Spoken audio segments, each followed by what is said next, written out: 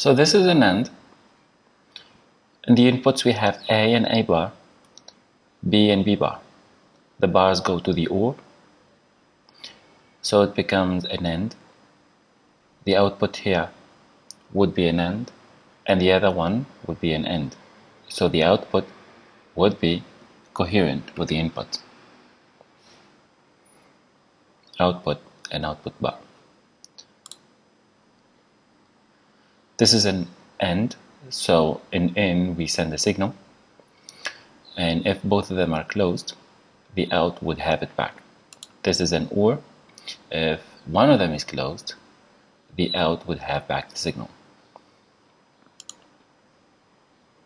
Now this is transforming our initial circuit to wires. So the OR is replaced with the OR with wires, and the AND is replaced with the AND with wires. And this is how it looks like. So the 3 and the 1 would have an initial signal, and it would return from the 5 or from the 2, but not from both. This is the same circuit, but simplified in a way of having pins with numbers. So the pin here is having number 1, the number 1. So any other pin having the number 1 is connected with it with a wire. Same thing with the 2 and so on. Now to use these circuits, we must use an output of a gate only once. We cannot use A several times. We have to reproduce it. So A would be used here, here, and here, and the gates that are in green here would be replaced with wires. So what would happen is that all the transistors would go to the inputs,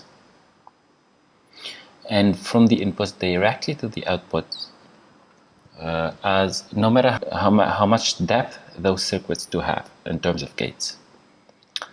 Normally, within gates there are transistors, and those transistors would take time to shift from a state to another.